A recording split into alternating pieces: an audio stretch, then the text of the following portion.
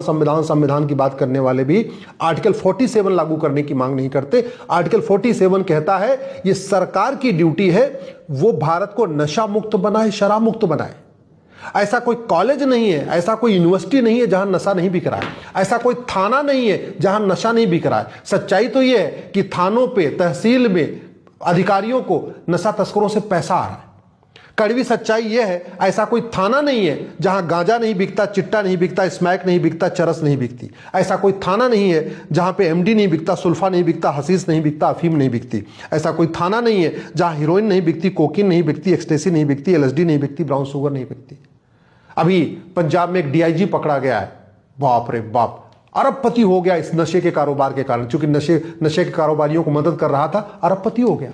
कितने ऐसे थानेदार पकड़े जाते हैं, कितने दरोगा पकड़े जाते हैं, कितने और भी अधिकारी पकड़े जाते हैं, केवल और केवल नशे तस्करों से सांठगांठ है, उसके कारण वो मालामाल हो रहे हैं और समाज बर्बाद हो रहा है, परिवार बर्बाद हो रहा है, राष्ट्र बर्बाद हो रहा है, पूरी गरीब और ज्यादा बर्बाद हो रहा है। इस नशे के कारण कितने लोग ऐसे हैं जो जेल में पड़े हुए क्योंकि उन्होंने नशा कर लिया और ठोकर मार दिया। जिसको मारा वो तो परिवार बर्बाद हुआ, खुद भी जेल में चले गए। अब उनके परिवार के लोग उसकी जमानत करने के लिए पीछे घूमते रहते। सरकार का काम है संविधान को लागू करना। आर्टिकल 47 कहता है नशाबंदी, शराबबंदी करो, और शराब क्या कर रही है? हाईवे के किनारे आप चलिए, आपको पहले एक बोर्ड मिलेगा, उस पर लिखा रहेगा शराब पी के गाड़ी चलाना मना है, अपराध है, और उसके आगे एक बोर्ड लगा रहेगा, लिखा रहेगा यहाँ चिल्ड बियर मिलती है।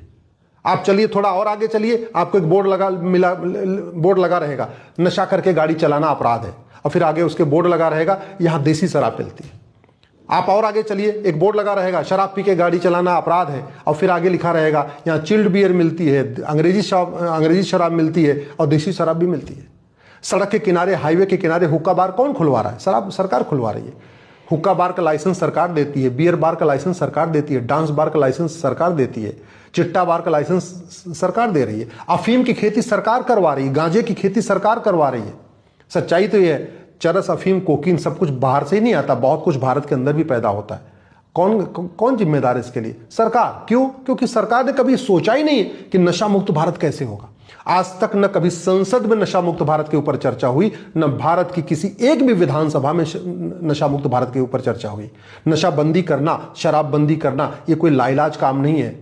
नशाबंदी, शराबबंदी संभव है, और शराब नहीं, कम से कम नशे को तो रोका ही जा सकता है।